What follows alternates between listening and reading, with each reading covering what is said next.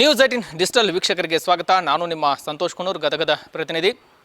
ಇವತ್ತು ವಿದ್ಯಾರ್ಥಿಗಳು ಕೂಡ ಖುಷಿಯಿಂದ SSLC ಎಕ್ಸಾಮ್ ಸಹ ಬರಿತಾ ಇದ್ದಾರೆ. ಅದರಲ್ಲೂ ಕೂಡ ಓರ್ವ ವಿದ್ಯಾರ್ಥಿನಿ ಏನು ಎಕ್ಸಾಮ್ಗೆ ಹಾಜರಾಗಬೇಕಾಗಿತ್ತು, ಆದರೆ ಎಕ್ಸಾಮ್ಗೆ ಹಾಜರಾಗದೆ ತಾಯಿಯ ಜೊತೆಗೆ ಕೂಲಿ ಕೆಲಸಕ್ಕೂ ಕೂಡ ಹೋಗಿದ್ಲು.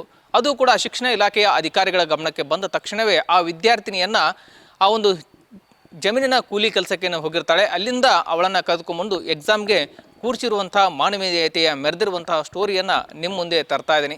ಇಂಥದ್ದೊಂದು ಘಟನೆ ಗದಗ ಜಿಲ್ಲೆಯ ಮುಂಡ್ರಿಗಿ ಪಟ್ಟಣದಲ್ಲಿಯೂ ಕೂಡ ನಡೆದಿರುವಂಥದ್ದು. ಅಂದರೆ ಮುಂಡ್ರಿಗಿ ಪಟ್ಟಣದಲ್ಲಿರ್ತಕ್ಕಂಥ ಪರೀಕ್ಷಾ ಕೇಂದ್ರಕ್ಕೆ ಹಾಜರಾಗಬೇಕಾದಂಥ ವಿದ್ಯಾರ್ಥಿನಿ ಅವಳು ತಾಯಿಯ ಜೊತೆಗೆ ಜಮೀನಿನಲ್ಲಿ ಕೆಲಸ ಮಾಡಲು ಕೂಡ ಹೋಗಿದ್ಲು. ಯಾಕೆ ಈ ಒಂದು ಎಕ್ಸಾಮನ್ನು ಬಿಟ್ಟು ತನ್ನ ಭವಿಷ್ಯದ ಬಗ್ಗೆ ಯೋಚನೆ ಮಾಡದೆ ಒಂದು ಕೂಲಿ ಕೆಲಸಕ್ಕೆ ಯಾಕೆ ಹೋದ್ಲು ಅನ್ನೋದನ್ನು ನೋಡ್ಕೊತ ಹೋಗೋದಾದರೆ, ಈ ಒಂದು ಪಲ್ಲವಿ ಅಂತಕ್ಕಂಥ ವಿದ್ಯಾರ್ಥಿನಿ ಮುಂಡ್ರಿಗಿ ತಾಲೂಕಿನ ಪೀಟಾಲೂರು ಗ್ರಾಮದ ನಿವಾಸಿ. ಇವಳು ಬರ್ದೂರು ಗ್ರಾಮದಲ್ಲಿರ್ತಕ್ಕಂಥ ಸರ್ಕಾರಿ ಪ್ರೌಢಶಾಲೆಯಲ್ಲಿ ವ್ಯಾಸಂಗ ಸಹ ಮಾಡ್ತಾ ಇದ್ದಾಳೆ. ಅಲ್ಲಿ ಈಗ SSLC ಎಕ್ಸಾಮ್ಗೆ ಇವತ್ತು ಬರೆಯೋದು ಕೂಡ ಮುಂಡ್ರಿಗಿಯಲ್ಲಿ ಕೇಂದ್ರದಲ್ಲಿತ್ತು. ಆದರೆ ಆ ಒಂದು ಕೇಂದ್ರಕ್ಕೆ ಹೋಗದೆ ತಾಯಿಯ ಜೊತೆಗೆ ಕೂಲಿ ಕೆಲಸಕ್ಕೂ ಕೂಡ ಹೋಗಿದ್ದು. ಯಾಕೆಂತಂದರೆ ತಂದೆಯು ಸಹ ಅನಾರೋಗ್ಯದಿಂದ ಬಳಲ್ತಾ ಇದ್ದಾನೆ. ಅವಳಿಗೆ ಆತನಿಗೂ ಕೂಡ ಪಾರ್ಶ್ವವಾಯು ಅಟ್ಯಾಕ್ ಆಗಿರೋದ್ರಿಂದ ಆತನಿಗೆ ತಿಂಗಳಿಗೆ ಸುಮಾರು 8,000 ರೂಪಾಯಿವರೆಗೆ ಖರ್ಚಾಗುತ್ತೆ. ಅವನಿಗೆ ಔಷಧಿ ತೆಗೆದುಕೊಂಡು ಬರಲು, ಮೆಡಿಸಿನ್ಗೆ ಆಗಿರ್ಬೋದು, ಮತ್ತು ಮತ್ತೊಂದು ಮಗದೊಂದು ಕಾರ್ಯಕ್ಕೆ ಕೂಡ ಸುಮಾರು 8,000 ರೂಪಾಯಿ ಖರ್ಚಾಗುತ್ತೆ. ಹೀಗಾಗಿ ತಾಯಿಯ ಜೊತೆಗೆ ಈ ಒಂದು SSLC ಬರೀಬೇಕಾದಂಥ ವಿದ್ಯಾರ್ಥಿನಿ ತಾಯಿಯ ಜೊತೆಗೆ ದ್ರಾಕ್ಷಿ ತೋಟಕ್ಕೆ ಹೋಗಿ ತಾನು ಕೂಡ ತಾಯಿಯ ಜೊತೆಗೆ ಕೆಲಸಕ್ಕೆ ಕೂಡ ಭಾಗಿಯಾಗಿದ್ದಾರೆ. ಅಂದರೆ ಅಷ್ಟೊಂದು ಕಷ್ಟದ ಜೀವನವನ್ನು ಸಾಗಿಸ್ತಾ ಇದ್ದಾಳೆ. ಆದರೆ ಈ ಒಂದು ಕುಟುಂಬಕ್ಕೆ ಸುಮಾರು 4 ಜನ ಹೆಣ್ಮಕ್ಕಳು. ಮೊದಲನೇದವಳೇ ಈ ಪಲ್ಲವಿ ಅಂತಕ್ಕಂತಹ ವಿದ್ಯಾರ್ಥಿನಿ. ಈ ವಿದ್ಯಾರ್ಥಿನಿಯು ಕೂಡ ತಾಯಿಯ ಜೊತೆಗೆ ಹೋಗಿ ಕೆಲಸವನ್ನು ಮಾಡ್ಕೊಂಡ್ಬಂದು ತಾನು ಕೂಡ ಶಿಕ್ಷಣವನ್ನು ಪಡಿತಾ ಇದ್ಲು. ಆದರೆ ಇಷ್ಟೆಲ್ಲ ಕಷ್ಟ ಇದ್ದರೂ ಕೂಡ ಇವತ್ತು SSLC ಎಕ್ಸಾಮ್ಗೆ ಬರೀಬೇಕಾಗಿತ್ತು. ಆದರೆ ಆ ಒಂದು ಕೂಲಿ ನಾಲಿ ಮಾಡಿ ಜೀವನವನ್ನು ಸಾಗಿಸ್ತಕ್ಕಂಥ ಕುಟುಂಬ ಸಾಕಷ್ಟು ಸಂಕಷ್ಟಕ್ಕೆ ಸಿಲುಕಿತ್ತು. ಹೀಗಾಗಿ ಕೂಲಿ ಮಾಡ್ಕೊಂಡ್ಬಂದರೆ ಅವ್ರ ಜೀವನ ಕೂಡ ನಡೀತಾ ಇದೆ. ಯಾಕಂದ್ರೆ ತಂದೆಯ ಅನಾರೋಗ್ಯದಿಂದ ಸಾಕಷ್ಟು ಬಳಲ್ತಾ ಇದ್ದಾರೆ. ಹೀಗಾಗಿ ಆತನ ಅನಾರೋಗ್ಯಕ್ಕೆ ಕೂಡ ಸಾಕಷ್ಟು ಅನುಕೂಲ ಆಗಬೇಕಾಗಿತ್ತು. ಹೀಗಾಗಿ ಆತನ ಔಷಧಿ ಉಪಚಾರಕ್ಕೆ ದುಡ್ಡು ಸಹ ಬೇಕಾಗಿತ್ತು. ಹೀಗಾಗಿ ತಾನು SSLC ಎಕ್ಸಾಮನ್ನು ಬರೆಯೋದನ್ನು ಬಿಟ್ಟು ತಂದೆಗೆ ಬೇಕಾಗಿರ್ತಂಥ ಆರೋಗ್ಯಕ್ಕೆ ಬೇಕಾಗಿರ್ತ ಔಷಧಿಗೆ ಬೇಕಾದಂಥ ಹಣವನ್ನು ಕೊಡಿಸಲು ಕೂಡ ತಾಯಿಯ ಜೊತೆಗೆ ಹೋಗಿ ದುಡಿಮೆಯನ್ನು ಸಹ ಮಾಡ್ತಾ ಇದ್ಲು. ಅಂಥದ್ದೊಂದು ಘಟನೆ ಕೂಡ ಬೆಳಕಿಗೆ ಬಂದ ತಕ್ಷಣ ಮುಂಡ್ರಿಗಿ BO ಆಗಿರ್ತಕ್ಕಂಥ ಗಂಗಾಧರ್ ಅಣ್ಣಿಗೇರಿ ಏನಿದ್ದಾರೆ, ಅವರು ಕೂಡ ಖುದ್ದಾಗಿ ಆ ಒಂದು ಜಮೀನಿಗೆ ತೆರಳಿ ತಾಯಿಯ ಮನವನ್ನು ಒಲಿಸಿ ಆ ಒಂದು ಎಕ್ಸಾಮ್ಗೆ ಆ ಬಾಲಕಿಯನ್ನು ಕರೆದುಕೊಂಡು ಬಂದು ಇವತ್ತು ಎಕ್ಸಾಮ್ಗೆ ಕೂರಿಸಿರುವಂಥದ್ದು. ಅಂದರೆ ತಂದೆಯ ಅನಾರೋಗ್ಯದಿಂದ ಬಳಲ್ತಾ ಇರೋದ್ರಿಂದ ಅವಳಿಗೂ ಕೂಡ ನೋಡೋಕ್ಕಾಗಲಿಲ್ಲ. ಯಾಕೆ ತಂದೆಯು ಕೂಡ ಸಾಕಷ್ಟು ಕಷ್ಟದಲ್ಲಿದ್ದಾನೆ. ತಾನು ಕೂಡ ಕಡು ಬಡತನದಲ್ಲಿ ಬೆಳೆದಂಥ ವಿದ್ಯಾರ್ಥಿನಿ ಆಗಿರೋದ್ರಿಂದ ಅವಳು ಕೂಡ ಸಾಕಷ್ಟು ಕನಸುಗಳು ಕೂಡ ಇತ್ತು. ನಾನು ಕೂಡ ಚೆನ್ನಾಗಿ ಓದಿ ಈ ಒಂದು ಎಕ್ಸಾಮ್ನಲ್ಲಿ ಕೂಡ ಒಳ್ಳೆ ಮಾರ್ಕ್ಸನ್ನು ಪಡೆದು ಮುಂದೆ ನನಗೊಂದು ಸರ್ಕಾರಿ ನೌಕರಿ ಕೂಡ ಸಿಗುತ್ತೆ ಅನ್ನೋಂಥ ಸಾಕಷ್ಟು ಆಸೆಗಳನ್ನ ಇಟ್ಟುಕೊಂಡಿದ್ದು. ಆದರೆ ಆ ಒಂದು ಬಡತನ ಅಂತಕ್ಕಂಥ ಕಷ್ಟದಲ್ಲಿ ಅವಳು ಕೂಡ ಈಗ ತಾನು ಪರೀಕ್ಷೆಯನ್ನು ಬರೆಯೋದನ್ನು ಬಿಟ್ಟು ತಾನು ಕೂಡ ಕೂಲಿ ನಾಲಿ ಮಾಡಿ ತಂದೆಯನ್ನು ಅನಾರೋಗ್ಯದಿಂದ ಬಳಲ್ತಾ ಇದ್ದಾನೆ. ಆತನಿಗೆ ಕೂಡ ಆರೋಗ್ಯವಾಗಿ ಚೇತರಿಕೆ ಆಗಬೇಕು ಅನ್ನೋ ನಿಟ್ಟಿನಲ್ಲಿ ಕೂಡ ಆತಳು ಕೂಡ ಭಾಗಿಯಾಗಿದ್ದು. ಇಂಥದ್ದೊಂದು ಘಟನೆ ಕೂಡ ಈಗ ಬೆಳಕಿಗೆ ಬಂದಿದೆ. ಇದೇ ವಿಚಾರ ಸಂಬಂಧಪಟ್ಟಂಗೆ ಆ ವಿದ್ಯಾರ್ಥಿನಿ ಕೂಡ ನ್ಯೂಸ್ 18 ಜೊತೆಗೆ ಮಾತನಾಡಿದ್ದಾಳೆ. ಏನು ತನ್ನ ಕಷ್ಟ ಇದೆ, ಆ ಕಷ್ಟಕ್ಕೆ ಸಾಕಷ್ಟು ಜನರು ನಮಗೆ ಸಹಾಯ ಮಾಡಿದರೆ ಅನುಕೂಲ ಆಗುತ್ತೆ ಅನ್ನುವಂಥ ಮಾತನ್ನು ಕೂಡ ಹೇಳಿದ್ದಾಳೆ. ಏನೆಲ್ಲ ಮಾತನಾಡಿದಾರೆ ಅಂತ ನಾನು ಕೇಳ್ಕೊಂಬರೋಣ ಬನ್ನಿ. ನಾನು ಸರ್ಕಾರಿ ಪ್ರೌಢಶಾಲೆ ಬರ್ದೂರಿನಲ್ಲಿ ಓದಿದ್ದೆ. ನಾನು ಇವತ್ತು ಎಕ್ಸಾಮ್ ಬರೆಯೋಕೆ ಹೊಲ್ ಅಂತ ಹೇಳಿದ್ದೆ. ಆದರೆ BOದವ್ರು ಬಂದು ಕರ್ಕೊಂಬಂದೆ. ಯಾಕಂದ್ರೆ ನನಗೆ ಮನೆಯಲ್ಲಿ ಜೊಗ್ಗು ಕಷ್ಟ ಐತಿ. ಅಪ್ಪಂಜರಿಗೆ ಪಾರ್ಶ್ವ ಐತಿ. ಅವ್ರಿಗೆ ತಿಂಗಳಿಗೆ 8,000 ರೂಪಾಯಿ ಮೆಡಿಕಲ್ ಫೀ ಬೇಕು. ನಮ್ಮ ಮಮ್ಮಿ ಒಬ್ಬರ ದುಡಿದು ಸಾಕಬೇಕು. ಅದಕ್ಕೆ ನಾವು 4 ಜನ ಹೆಣ್ಮಕ್ಳು ಅದೀವಿ. ಅದಕ್ಕೆ ನಾನು ಓದೋದು ಬಿಟ್ಟು ಕೆಲ್ಸಕ್ಕೆ ಹೋಗಿದ್ದೆ. ಯಾರು ಏನಾರ ಸಹಾಯ ಮಾಡೋಂಗಿಲ್ಲ ಮಾಡಿರಿ, ನಾನು ಸರ್ಕಾರದಿಂದ ಸಹಾಯ ಮಾಡಿರಿ, ನಾನು ಮುಂದೆ ಓದಿ ಟೀಚರ್ ಆಗ್ಕೊಂಡು ಮಾಡೀನಿ.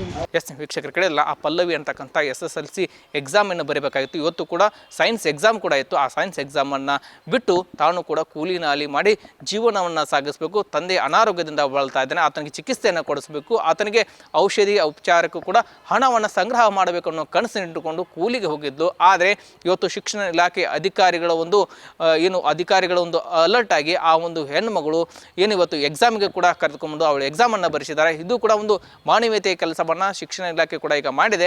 ಇದೇ ವಿಚಾರ ಸಂಬಂಧಪಟ್ಟಂಗೆ BO ಕೂಡ ನ್ಯೂಸ್ 18 ಜೊತೆಗೆ ಮಾತನಾಡಿದ್ದಾರೆ. ಏನೆಲ್ಲ ಮಾತನಾಡಿದ್ದಾರೆ ಅನ್ನೋದು ನಾನು ಕೇಳ್ಕೊಂಬರೋಣ ಬನ್ನಿ. ಅವ್ರ ತಂದೆಗೆ ಪ್ಯಾರಾಲಿಸಿಸ್ ಅಟ್ಯಾಕ್ ಆಗಿದೆ. ಪ್ಯಾರಾಲಿಸಿಸ್ ಆಗಿದ್ದಕ್ಕೆ ನಮ್ಮ ತಂದೆ ದುಡಿತಿದ್ರು. ಈಗ ನಮ್ಮ ಮನೆ ನಡೆಸೋದು ಹೇಗೆ ಅಂತೇಳಿ ಆ ವಿದ್ಯಾರ್ಥಿನಿ ಭಾಳಷ್ಟು ಯೋಚನೆ ಮಾಡಿ ನಮ್ಮ ತಂದೆಗೆ ಔಷಧಕ್ಕೆ ಅದಕ್ಕೆ ಇದಕ್ಕೆ ದುಡ್ಡು ಬೇಕು, ಮನೆ ಖರ್ಚಿಗೆ ದುಡ್ಡು ಬೇಕು, ಅದಕ್ಕೆ ನಾನು ಪರೀಕ್ಷೆ ಬರೆಯಾಕೊಂಡ ನಾನು ಕೂಲಿ ಕೆಲಸಕ್ಕೆ ಹೋಗ್ತೀನಿ ಅಂತೇಳಿ ತಾನೇ ಸ್ವತಃ ನಿರ್ಧಾರ ತಗೊಂಡು ಕೂಲಿ ಕೆಲಸಕ್ಕೆ ತಾಯಿ ಜೊತೆ ಹೋಗ್ಯಾಳ. ತಾಯಿ ಎಷ್ಟೇ ತಿಳಿಸಿ ಹೇಳಿದ್ರು ತಾಯಿ ಮಾತು ಕೇಳಾರ್ದ ತಾಯಿ ಜೊತೆನೇ ಕೆಲಸಕ್ಕೆ ಹೋಗ್ಯಾಳ ಅನ್ನೋದು ಕಂಡು. ನೋಡಮ್ಮ, ನಿಂಗೆ ಇವತ್ತು ಎಷ್ಟು ಪಗಾರ ಕೊಡ್ತಾರೆ ಅಷ್ಟು ಪಗಾರ ಕೊಡಿಸ್ತಕ್ಕಂಥ ಜವಾಬ್ದಾರಿ ನಮ್ಮದು. ನೀನು ಇವತ್ತು ಪರೀಕ್ಷೆ ಕುಂದಿರಲೇಬೇಕು. ಈ ಮತ್ತು ನಾಳಿಂದ ಮತ್ತು ಮುಂದೆ ಪರೀಕ್ಷೆ ಮುಗಿದ ಮೇಲೆ ಅದೆಲ್ಲ ಕೆಲಸ ಮಾಡೋದು ಇದ್ದೇ ಇರ್ತದೆ. ಪರೀಕ್ಷೆ ಭಾಳ ಜೀವನದೊಳಗೆ ಭಾಳ ಇಂಪಾರ್ಟೆಂಟ್. ನೀನು ಭಾಳ ಜಾಣದಿ ಅಂತೇಳಿ ನಮ್ಗೆ ಗಮನಕ್ಕೆ ಬಂದೈತಿ. ನೀ ಪರೀಕ್ಷೆ ಬರೆದಂದ್ರೆ ಇದರಂಥ ಭಾಳಷ್ಟು ದುಡ್ದಂದರೆ ನಿಮ್ಮ ತಂದೆ ತಾಯಿಗೆ ತೋರ್ಸೋಕೆ ಒಳ್ಳೆ ಈ ಪೊಸಿಷನ್ಗೆ ಹೋದ್ರೆ ತೋರ್ಸೋಕೆ ಅನುಕೂಲ ಆಗ್ತೈತಿ. ಅದಕ್ಕೆ ನೀ ಕಲಿಬೇಕು. ಈ ಎಕ್ಸಾಮ್ ಬರೀ ಮಾತ್ರ ಅಂತೇಳಿ ನಾನು ತಿಳುವಳಿಕೆ ಹೇಳಿದ್ದಕ್ಕೆ ಒಪ್ಪಿಕೊಂಡು ಎಕ್ಸಾಮ್ ಆ ವಿದ್ಯಾರ್ಥಿ ನೀನು ಪರೀಕ್ಷೆ ಕುಂದಿರ್ಸ್ಬೇಕು. ಆ ವಿದ್ಯಾರ್ಥಿ ಪಾಸ್ ಆಗಬೇಕು. ಜಾಣ ವಿದ್ಯಾರ್ಥಿ ಅದ, ಪ್ರತಿಭಾವಂತ ವಿದ್ಯಾರ್ಥಿ ಅದ ಅನ್ನೋದು ನಮ್ಮ ಗಮನಕ್ಕೆ ಬಂದ ತಕ್ಷಣ ಆ ವಿದ್ಯಾರ್ಥಿನ ಹೇಗಾದರೂ ಮಾಡಿ ಪರೀಕ್ಷೆ ಕುಂದಿಸ್ಬೇಕು ಅಂತೇಳಿ ನಾವು ಮನವೊಲಿಸಿ ಪರೀಕ್ಷೆ ಕುಂದಿರ್ಸಿದ್ವಿ. ತಂದೆ ತಾಯಿಗಳಿಗೆ ತಂದೆಗೆ ಆರಾಮಿಲ್ಲದ್ದು ಗಮನಕ್ಕೆ ಬಂತು. ನಮ್ಮ ಮೂಲ ಉದ್ದೇಶ ಇವತ್ತಿನ ಪರೀಕ್ಷೆ ಕುಂದಿಸ್ಬೇಕಾಗಿತ್ತು. ಅದನ್ನು ಮನವೊಲಿಸಿ ಕುಂದಿರ್ಸಿದ್ವಿ. ಮುಖ್ಯ ಶಿಕ್ಷಕರು, ಆ ಶಾಲೆಯ ಮುಖ್ಯ ಶಿಕ್ಷಕರು ಆ ವಿದ್ಯಾರ್ಥಿಗೆ ಬೇಕಾದಂಥ ಕ್ಲಿಪ್ ಬೋರ್ಡ್ ಆಗಿರ್ಬೋದು, ಜಾಮೆಟ್ರಿ ಬಾಕ್ಸ್ ಆಗಿರ್ಬೋದು, ಪೆನ್ನುಗಳನ್ನಾಗಿರ್ಬೋದು ಎಲ್ಲ ಆ ವಿದ್ಯಾರ್ಥಿನ ಕರ್ಕೊಂಬರೋದ್ರೊಳಗೆ ತೆಗೆದುಕೊಂಡು ಬಂದಿದ್ರು. ಅವೆಲ್ಲವುಗಳನ್ನು ವಿತರಣೆ ಮಾಡಿ ಮಗುವಿಗೆ ಪರೀಕ್ಷೆ ಕುಂದಿರ್ಸೋಕೆ ನಾವು ಇದು ಮಾಡಿದ್ವಿ. ಪ್ರಯತ್ನವನ್ನು ಮಾಡಿ ಪರೀಕ್ಷೆ ಕುಂದಿರ್ತಕ್ಕಂಥ ಕೆಲಸವನ್ನು ಮೊದಲಿಗೆ ನಾವು ಮಾಡಿದ್ವಿ. ಆ ವಿದ್ಯಾರ್ಥಿಗೆ ತಾಯಿಯವರಿಗೆ ನಾವು ತಿಳಿಸಿ ಹೇಳಿ ಬಂದಿದ್ದೀವಿ. ನಿಮ್ಮ ಮಕ್ಕಳನ್ನ ಇನ್ನು ಮುಂದೆ ಆ ಮಗುವನ್ನು ಇನ್ನೂ 4 ಪೇಪರ್ಗಳು ಏನಿದೆ ಆ ಪೇಪರ್ಗಳನ್ನು ಕಡ್ಡಾಯವಾಗಿ ನೀವು ಕುಂದಿಸಲೇಬೇಕು. ನಮ್ಮ ಶಿಕ್ಷಕರನ್ನ ಒಬ್ಬರನ್ನ ನೇಮಕಾತಿ ಮಾಡಿದ್ವಿ. 4 ದಿನ ಪರೀಕ್ಷೆ ಇದ್ದ ದಿನಾಂಕದಂದು ಆ ವಿದ್ಯಾರ್ಥಿನ ನೀವು ಕರ್ಕೊಂಡು ಬಂದು ಪರೀಕ್ಷೆ ಕುಂದಿಸ್ತಕ್ಕಂಥ ವ್ಯವಸ್ಥೆ ನಿಮ್ಮದೇ ಜವಾಬ್ದಾರಿ ಅಂತೇಳಿ ಒಬ್ಬ ಶಿಕ್ಷಕರನ್ನ ನಾವು ನೇಮಕಾತಿ ಮಾಡಿದ್ದೀವಿ. ಅವರು ಪ್ರತಿದಿನ ಅದರ ಜವಾಬ್ದಾರಿಯನ್ನು ತೆಗೆದುಕೊಂಡಿದ್ದಾರೆ. ಅವ್ರು ಪರೀಕ್ಷೆ ಕುಂದಿಸ್ತಕ್ಕಂಥ ವ್ಯವಸ್ಥೆಯನ್ನು ನಾವು ಮಾಡ್ತೀವಿ. ಎಸ್ ವೀಕ್ಷಕ ಕೇಳಿದಲ್ಲ, ಯಾಕಂದರೆ ಅವಳು ಕೂಡ ಮುಂಡ್ರಿಗಿ ತಾಲೂಕಿನ ಪೀಠಾಲೂರು ಗ್ರಾಮದ ಒಂದು ಕಡು ಬಡತನದಲ್ಲಿರ್ತಕ್ಕಂಥ ವಿದ್ಯಾರ್ಥಿನಿ ತನ್ನ ಜೀವನಕ್ಕಾಗಿ ತಾನು ಕೂಡ ತಂದೆಯ ಅನಾರೋಗ್ಯದಿಂದ ಏನು ಬಳಲ್ತಾ ಇದ್ದಾರೆ ಆತನಿಗೂ ಕೂಡ ಶಿಕ್ಷಣ, ಆತನಿಗೆ ಬೇಕಾದಂಥ ಆರೋಗ್ಯಕ್ಕೆ ಬೇಕಾದಂಥ ಔಷಧಿ ಉಪಚಾರಕ್ಕೆ ಹಣವನ್ನು ಸಂಗ್ರಹ ಮಾಡುವ ನಿಟ್ಟಿನಲ್ಲಿ ಕೂಡ ಅವಳು ಕೂಲಿ ನಾಲಿ ಮಾಡಲು ಕೂಡ ಮುಂದಾಗಿದ್ದಾರೆ. ಇಂಥ ಸಾಕಷ್ಟು ವಿದ್ಯಾರ್ಥಿನಿಯರಾಗಿರ್ಬೋದು, ವಿದ್ಯಾರ್ಥಿಗಳು ಕೂಡ ಸಾಕಷ್ಟು ಕಷ್ಟದಲ್ಲಿ ಕೂಡ ಇದ್ದಾರೆ. ಅಂಥವ್ರಿಗೆ ಸಹಾಯ ಕೂಡ ಆಗಬೇಕಿದೆ. ಯಾಕಂದರೆ ಸರ್ಕಾರ ಆಗಿರ್ಬೋದು, ಜೊತೆಗೆ ದಾನಿಗಳು ಕೂಡ ಇಂತಹ ಒಂದು ಬಡ ವಿದ್ಯಾರ್ಥಿನಿಯರಿಗೆ ಸಹಾಯ ಮಾಡುವಂಥ ಕೆಲಸಕ್ಕೆ ಮುಂದಾಗಬೇಕಿದೆ.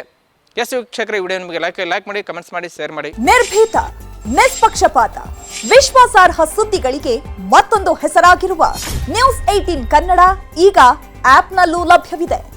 ದಯವಿಟ್ಟು ಇಲ್ಲಿರುವ QR ಕೋಡ್ ಸ್ಕ್ಯಾನ್ ಮಾಡಿಕೊಂಡು ಆಪ್ ಡೌನ್ಲೋಡ್ ಮಾಡೋದಕ್ಕೆ ಮರಿಬೇಡಿ. ನಿಮ್ಮ ಬೆಂಬಲ ಹೀಗೆ ಸದಾ ನಮ್ಮೊಂದಿಗಿರಲಿ. ಧನ್ಯವಾದ.